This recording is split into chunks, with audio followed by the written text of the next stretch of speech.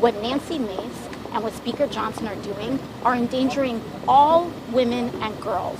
Because if you ask them, what is your plan on how to enforce this? They won't come up with an answer.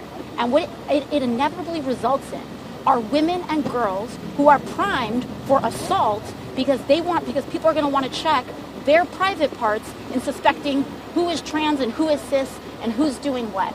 And so the idea that Nancey Mace wants little girls and women to drop trow in front of who? An investigator? Who would that be? In order, because she wants to suspect and point fingers at who she thinks is trans, is disgusting.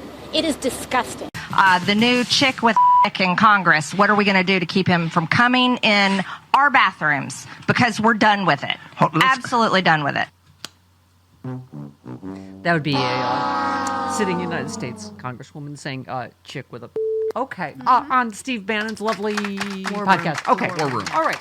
So Republicans already hard at work on, the most important issue to America, and that is whether one single person can use a certain bathroom at the Capitol where they work.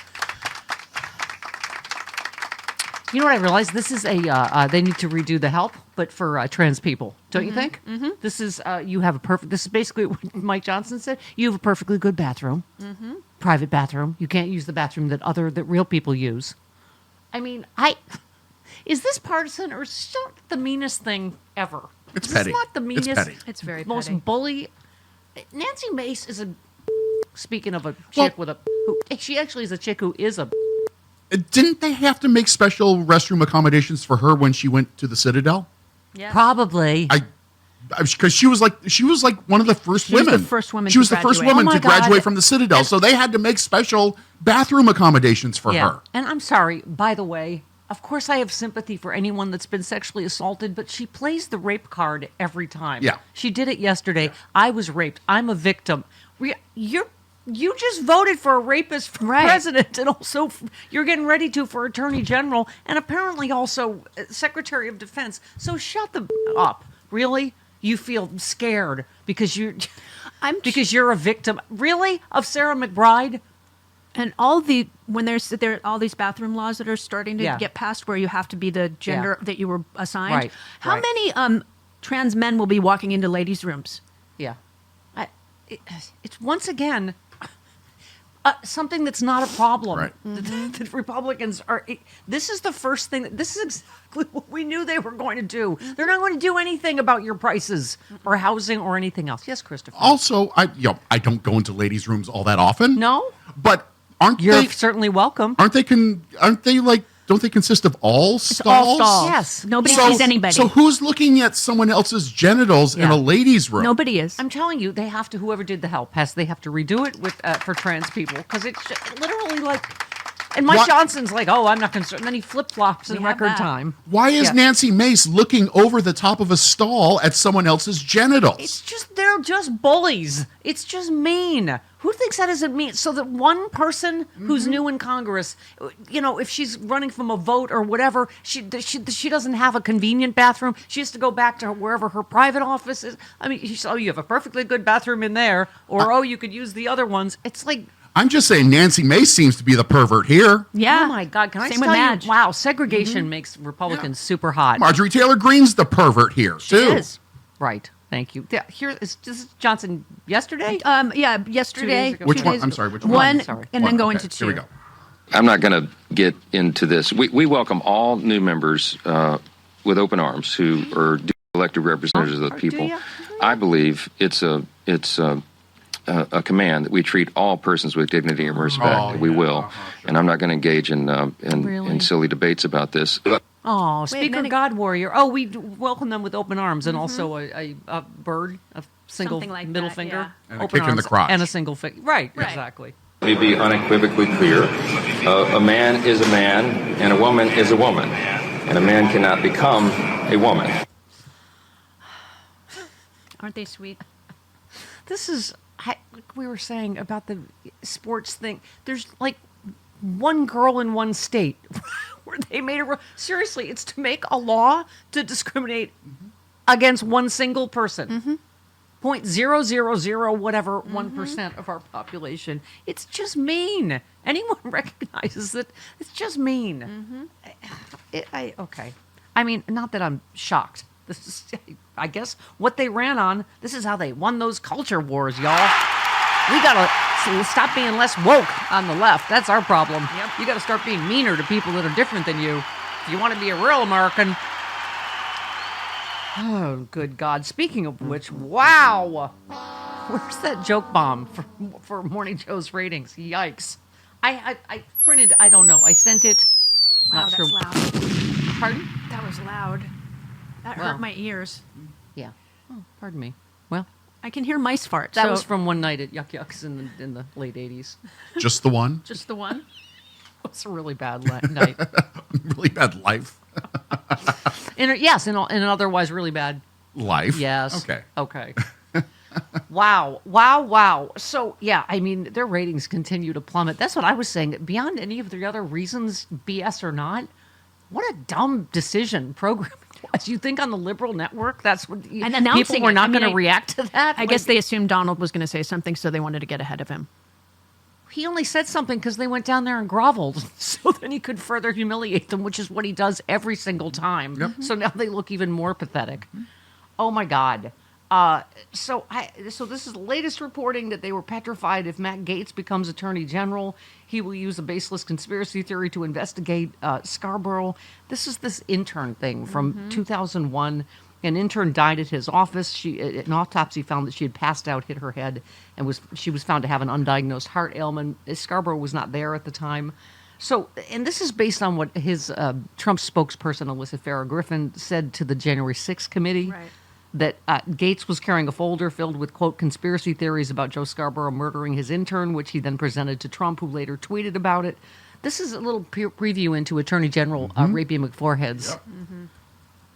By the way, can I just say what kind of the bathroom thing? They're all defending these rapists, and they're saying they're concerned about women being targeted in bathrooms. Really? Okay, sorry. I just backtracked a little. Yes, so the reporting, I don't know where this is, in Mediaite, that's what this was about. It has nothing to do with ratings or Comcast. Well, that's good, because their ratings are, wow. It's all about fear of retribution and investigation. They believe that by meeting with Trump, they could assuage. Oh my God, were they literally born yesterday? They thought they could assuage his potential desire for reckless payback. Because yes, that's worked a lot and thus nuke any possibility of having to endure the headlines of a Gaetz witch hunt or legal torture. I mean, dear God. I don't know I don't care. We're all scared. A lot of us are scared after the election, but oh my God, I don't even know what to say. I have the actual ratings, but wow, that is really it was a bloodbath. It was shocking. It was only Monday. Yeah. I know, but I mean, I completely predicted that, obviously. But the thing is, it's dragging the rest of the day down on MSNBC, big time. Yeah. By the way, can I just say thank whoever the fine American is at Democratic Underground? It was very sweet. Thank you. But you know what? Courage, as I said yesterday, like cowardice is contagious and so is courage. And I'm not uniquely courageous. There's a lot of people in this fight with us. And they got a lot more to lose that are, really being brave, which is why we selected Brave. Yeah. There you go. See? There. Yeah. Okay. And I'm just saying, I think what people are reacting to is, I'm sorry, Joe and Mika with their millions of dollars are being cowards, and it just, you can't tell someone 3 days ago, Trump is Hitler, which he is, and then, turn on a dime and expect, they're being mocked by everyone from Megyn Kelly to Nikki Haley to Rosie Fox O'Donnell, News. everybody. Yeah. Anyway, just wanted to read a little, just because I needed this. I personally needed this, because y'all are lifting me up.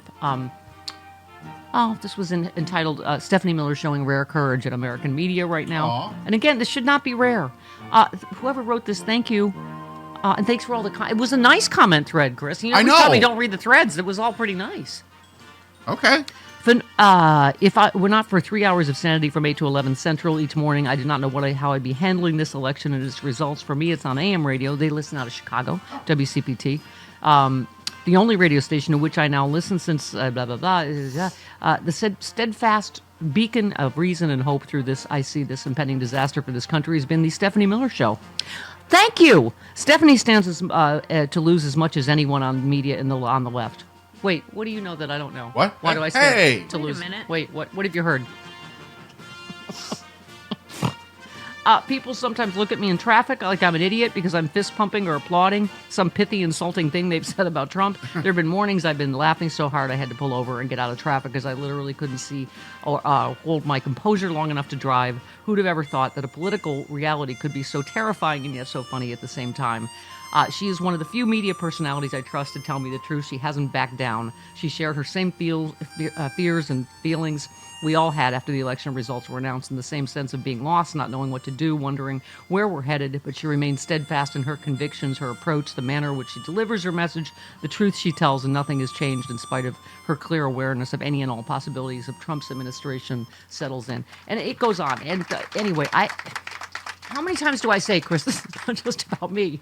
We had Dean Obadala on yesterday, who's one of those truth warriors out there. Yep. A lot of people are tweeting they're only getting their news from comedians, which tells you everything you need to know about how the mainstream media has failed us. So it's not just me. It's the Kimmels and Colberts and, everybody here on Serious Progress. Thom Hartmann sent us this, which was very sweet. He just...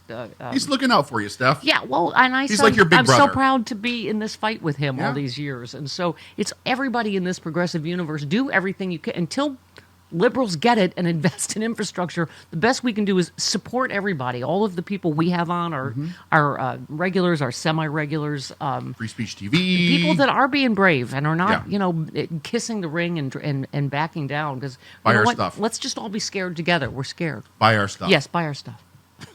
Subscribe to the Patreon, which we're going to be recording a new show today. Yes, the Patreon is filthy. That's where you really get your id out, what you're really thinking without the FCC. That's right. And all of that stuff that you can find is at stephaniemiller.com. How to subscribe to the Patreon, how to subscribe to the Stephcast. There you go. All of that. I'm here with the incredibly handsome Dr. David Silverman to talk about ASEA Renew that I'm holding in my hand. This stuff is amazing. Revitalizing Redox gel. You hold up, you have you can it comes in drink form, and this is the gel form. I love, first of all, that supermodel Carol Alt will be promoting this. She's taken so many jobs from me, so I am so happy. Just to give some context, because I have to tell you that this is very unique. This is not, it's not a pharmaceutical, it's not a nutritional product. It's something that our cells make. It's called redox signaling molecules. But bottom line is, our cells make redox signaling molecules. Your body makes it right now, but we all made more of it when we were younger. What's in this bottle is in you. It's in me, right? But I'll be 64 in 2 weeks, and I feel like I'm 30 years old. I've been drinking this for 13 years. Wow. Doc, what a thrill to meet you and to hear more about this, because, it's you just kind of go, oh, it works, but to hear about the why is fascinating to me. Dr. David Silverman, what a joy and a pleasure, and thank you so much.